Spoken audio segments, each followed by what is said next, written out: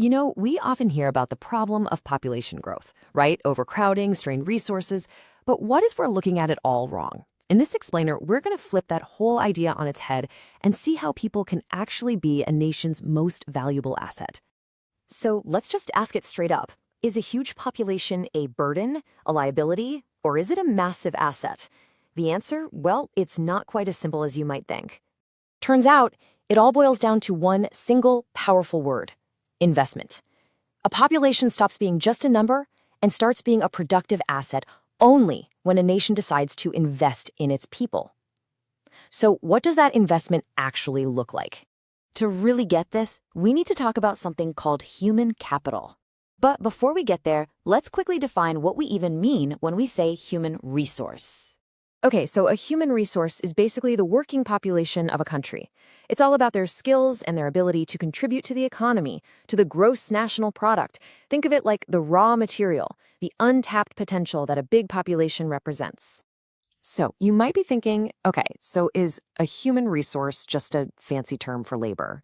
Is it just another raw material like land or money?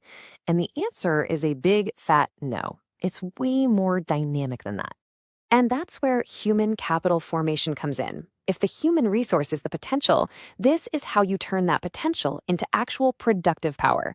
It's the process of investing in people through things like education, job training, and healthcare to create the finished product, what we call human capital.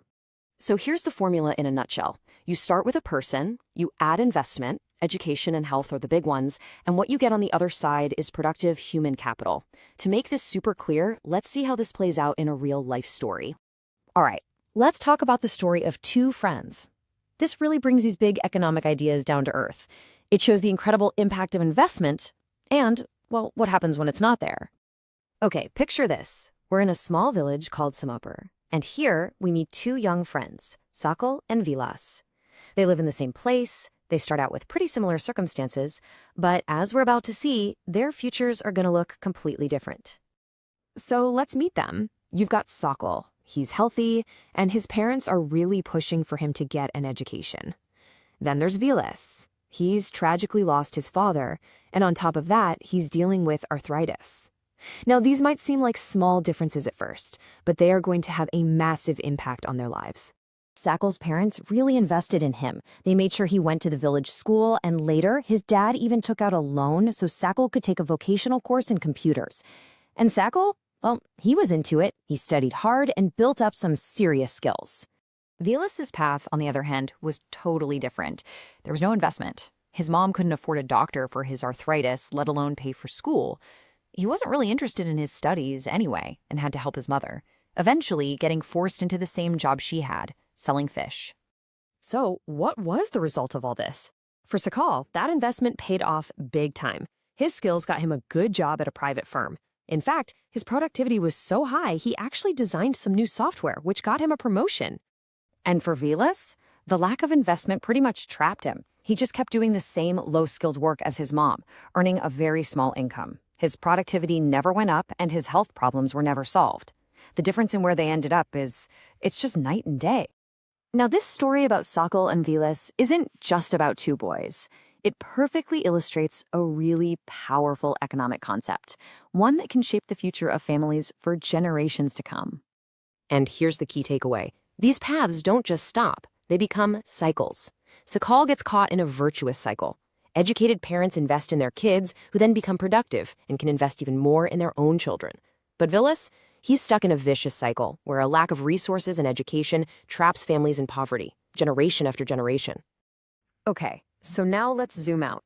This very same idea of virtuous and vicious cycles doesn't just apply to families in a village. It can actually explain how entire nations become rich. Let's take Japan as a perfect example. Here's a country with very few natural resources of its own. It has to import most of what it needs. So how on earth did it become an economic powerhouse? The answer is simple and powerful. It invested in its people. Lacking resources, Japan made a strategic bet on education and health, building one of the most skilled and efficient workforces in the world. So what does this all tell us? What's the ultimate resource for any nation? It's not oil, it's not gold, it's not land. The real answer is something far more valuable. This quote really says it all. You can have all the land, all the money, all the machines in the world, but by themselves, they're useless. They just sit there. It takes people, skilled, educated, healthy human capital to turn those other resources into something productive. People are the secret sauce. And this brings us right back to our central idea. A nation's future, its growth, it all depends on the quality of its population. So, the final question is for you to think about. How well is your country investing in its ultimate resource, its own people?